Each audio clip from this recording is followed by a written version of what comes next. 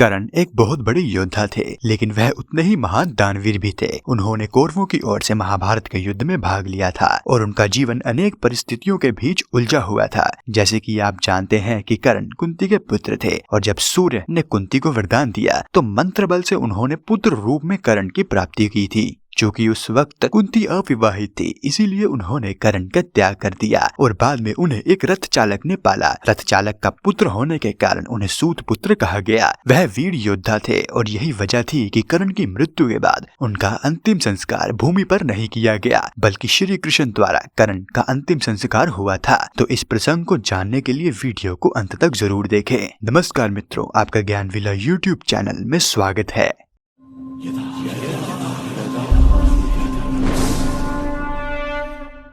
दरअसल कर्ण ने श्री कृष्ण से यह वरदान मांगा था कि मृत्यु के पश्चात मेरी देह का ऐसा स्थान पर अंतिम संस्कार किया जाए जहां कोई पाप न हुआ हो। कर्ण को समाज में वह इज्जत नहीं मिली जिसके कि वह हकदार थे। द्रौपदी ने भी उससे शादी करने को इनकार कर दिया था, जिससे वह पांडवों से नफरत करने लगे थे। यही वजह थी कि कुंती का पुत्र होने के बावजूद भी कर्ण ने महाभारत के युद्ध में कौरवों का साथ दिया था।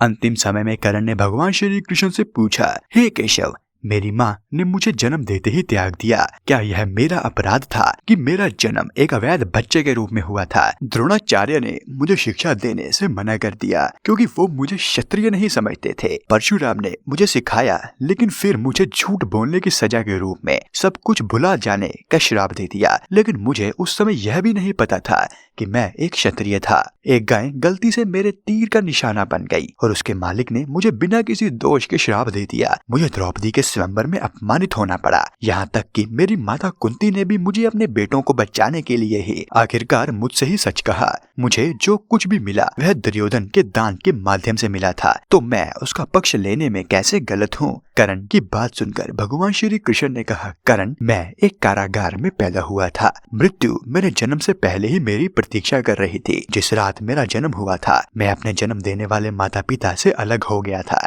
बचपन से ही आप तलवारों, रथों, घोड़ों, धनुष और तीनों का शोर सुनकर बड़े हुए थे, लेकिन मुझे चलने से पहले ही गाय के झुंड और गोबर मिल गए थे। मेरी हत्या करने के कई सारे प्रयास किए गए। मैं लोगों को यह कहते हुए भी सुन सकता था कि उनकी सभी समस्याओं का कारण ही मैं हूँ। जब आप सभी अपने शिक्षकों द्वारा अपनी वीरता के लिए सराहे जा रहे थे, मुझे अपने पूरे समुदाय को जरासंध से बचाने के लिए यमुना के तट से दूर समुद्र के किनारे तक जाना पड़ा। मुझे युद्ध के मैदान से भागे जाने के कारण रणछोड़ भी कहा गया। और अगर दुर्योधन युद्ध जीतता है तो आपको बहुत सारा श्रेय मिलेगा। धर्मराज युधिष्ठिर के युद्ध जीतने पर मुझे क्या मिलेगा? केवल और केवल युद्ध और सभी संबंधित समस्याओं का दोषी मुझे ठहराया जाएगा। एक बात याद रखना कर्ण, हर किसी के जीवन में अपनी चुनौतियां होती है। किसी का भी जीवन गुलाब के फूलों से सजा नहीं होता। दुर्योधन के जीवन में भी बहुत सी चुनौतियां थी और युधिष्ठिर के जीवन में भी है, लेकिन जो धर्म के अनुसार चलता है वही सही होता है। कोई फर्क नहीं पड़ता कि हमें कितनी चुनौतियां मिले, हमें कितनी बार अपमानित किया गया, कितनी बार हमें नकार दिया गया,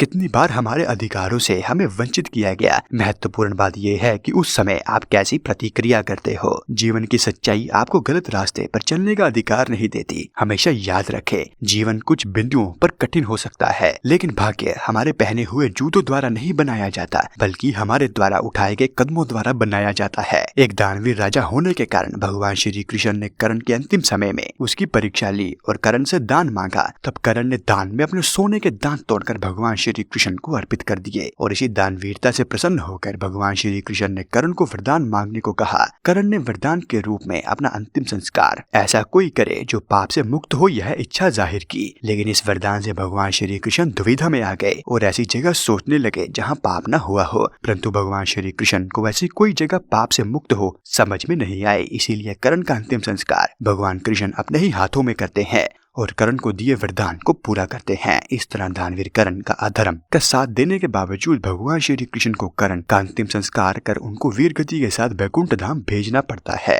तो मित्रों, यह था कर्ण और श्री कृष्ण के बीच हुआ अंतिम संवाद। अगर आप इस चैनल पर नए हैं तो मैं आपको बता दूं, हमारे चैनल पर आपको महाभारत, भगवद गीता, गरुड़ पुराण और धार्मिक कथाएं वीडियो माध्यम से देखने को मिलेंगी। अगर आप इन सब वीडियोस को देखने में रुचि रखते हैं तो चैनल सब्सक्राइब जरूर करें और मैं मिलूंगा आपको अगले ऐसी ही किसी और वीडियो में। तब तक के लिए जय श्री कृष्णा।